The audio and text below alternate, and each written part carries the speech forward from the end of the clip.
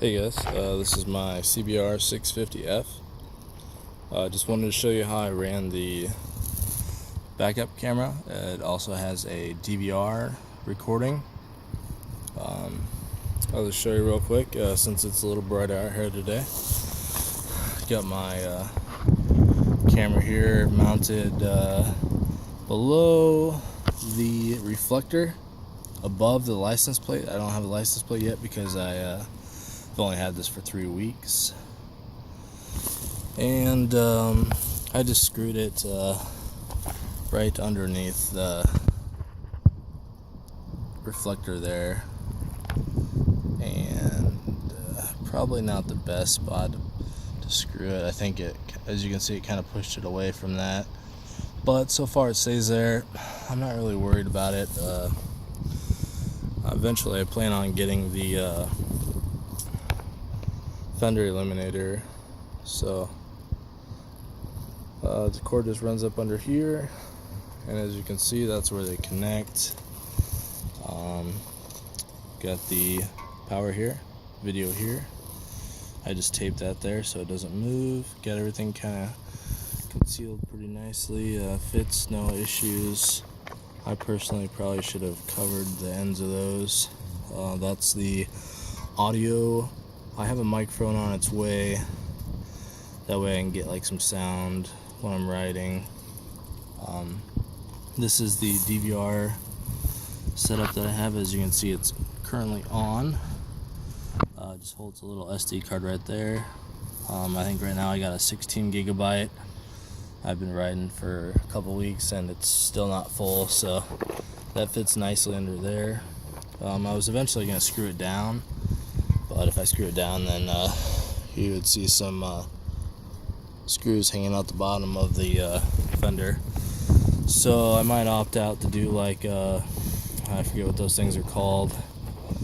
You drill a hole and then you have a little special tool that pinches it through, and I just can't think of it right now. But this is the cord that runs from the screen. It's a little more than I needed, so I just taped it up. Over here I got my power switch, and this I just bought at a local hardware store.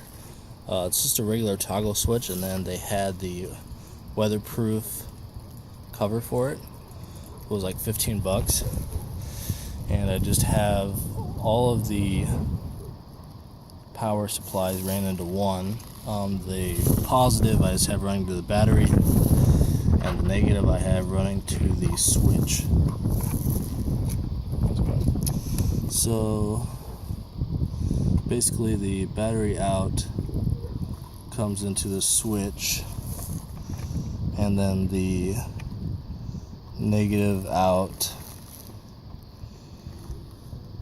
goes to everything else. I'm not an electrician. At first I forgot how to do it and I was kind of confused, so I didn't explain that very well, but for some reason I thought I had to hook up the plus and the negative to the switch, but obviously that's not what you're supposed to do. Just have to have the current cut off for one of them. You could choose either the negative or the plus. So I just decided to go with the negative, and so far it's worked great, and it looks pretty nice. So, and then what I did for mine, unfortunately I got mine from Elgin and had to tow it here, so it was pretty cold. It was like 0 degrees, and the wind, as you can see there, just separated it from the sticky pad. So I just opted out to use this over here. Just ran it through there, ran it under there. You see a little bit. I'm sure there's a better way to hide it, but I just ran it up into here, and it comes out there nicely. And there's a nice little clip right there that holds all the wires. That's just where the rest of the wires go, and that runs up to the screen, which, as you can see, works very nicely. So that's my setup. Works pretty good. Can't wait to get the audio hooked up. I've got about 180 miles on it so far, so I'm loving it. A lot of things people don't mention is the break-in period, because it kind of feels kind of weird. So it'll be broken here. I think it's either 200 or 500 miles. I can't remember what the tires are. One of them's a tire break-in, one of them's a motor break-in.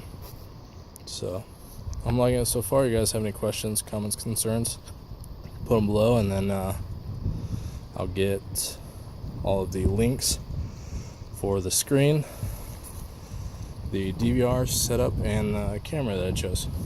Thanks for watching.